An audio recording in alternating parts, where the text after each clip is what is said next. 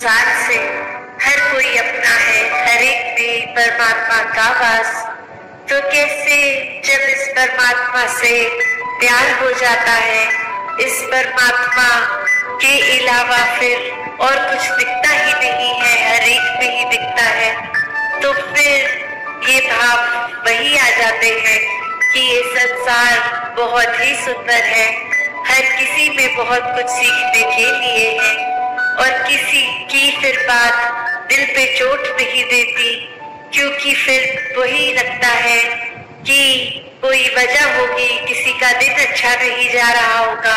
शायद किसी की तबीयत नहीं ठीक कि इतनी इरिटेशन हो रही है, इतना बंद हो रहे हैं कि कुछ खराब हमें बोल रहे हैं। तो बात वही कि हर किसी के अंदर जब ये परमात्मा दिखता है तो एक अच्छाइयों को ही भक्त उठाते हैं, किसी की कमियों को इस तरह संसार के आगे नहीं उछालते। एक दिल में अगर वाकई ही एक कंसर्न है उस इंसान के लिए, तो उस इंसान को डायरेक्टली जाके उसके पीठ पीछे एक बैक बाइटिंग नहीं, उसको सामने जाकर बोला जाता है कि ये जो आपने बात कही वो ठीक नहीं थी, इसमें अगर आप सुधार कर ले तो वाकई ही आपका सुधार हो जाएगा, अगर आप अपने थोड़ा बिहेवियर चेंज लेके आएंगे। और फिर सब यही समझाते हैं कि बिहेवियर चेंजेस तो टेम्पररी फिर भी हो सकते हैं, कुछ देर की लर्निंग के लिए हो सकते हैं, फिर कभी और ये बिहेवियर वापस हो सकता है अग्रेसिव एंग्री। तो फिर कैसे हर समय के लिए एक मन को शांत रखना है, शीतल रखना है, मन में सहजता रखनी है, मन में सुकून का भाव रखना है, और एक तन मन धन हर रूप से, ये सामाजिक रूप से एक संदेश जो हमारे अंदर ये मिशन की आइडियोलॉजी वही एक हरेक तक पहुंचाई जाए। दातार हरेक पे कृपा करे कि हर कोई अपने जीवन में इस तरह सेवा करे, इतनी अनकंडीशनल सेवा हो कि रूप चाहे कोई भी मिल जाए, आज सेवा कैसी लगी है, कल कैसी, बस वो भाव पूर्णता से समर्पित भाव हो, वो फिर जीवन इस तरह भक्ति में हो कि फिर संगत के लिए एक दिल दिमाग सभी का हर एक के लिए कि किसी को कोई नुकसान ना पहुंचे, हर किसी के लिए एक बरकतें हों, एक दिल हर किसी के लिए पिघलता हो, एक ऐसा सेवक का भी जीवन जो आज चाचा प्रताप सिंह जी का भी जिक्र, तो ऐसा ही सेवा का भाव उनके मन में भी और पूरे परिवार ने भी अभी जो अरदास करी कि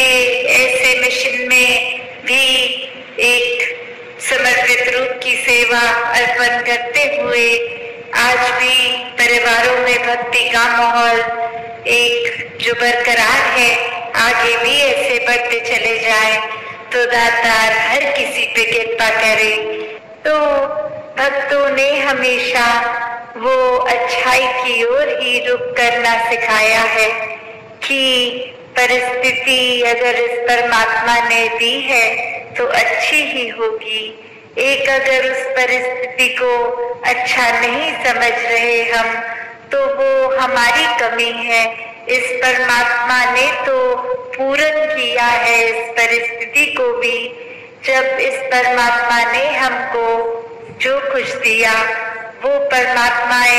का जो दान है, तो ये परमात्मा जहाँ पूरा है तो परमात्मा की दी हुई हर परिस्थिति भी पूर्ण है। फर्क सिर्फ हमारे नजरिए का होता है कि उसको हम किस तरह देख रहे हैं, उस परिस्थिति में से हम निचोड़ क्या निकाल रहे हैं, उससे सिखलाई क्या निकाल रहे हैं। क्या हम सिर्फ हमारे अनुसार कुछ नहीं हुआ तो उसकी वजह से इस परमात्मा को ही कोस रहे हैं, या ये भी मान रहे हैं कि ये ही हमारे लिए बेस्ट है और कैसे इसमें वरदान छुपा हुआ है। तो एक ये नजरिया भक्तों ने हमेशा से जो जिया कि आध्यात्मिक पहलू अपना हर किसी ने जहाँ एक बहुत ही उस नजरिए का बनाना है कि जीवन में ये शरीर मिला है,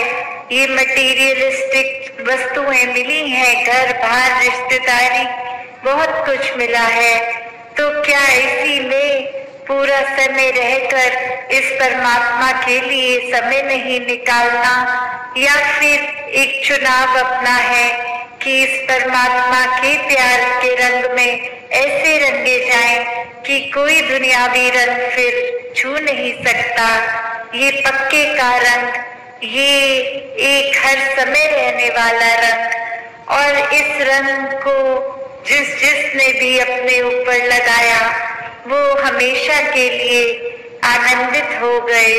एक जीवन हर समय के लिए झूम झूम के जिया गया। और ये चेतनता ब्रह्म ज्ञान से जहाँ एक ये स्पिरिचुअल लाइफ में तो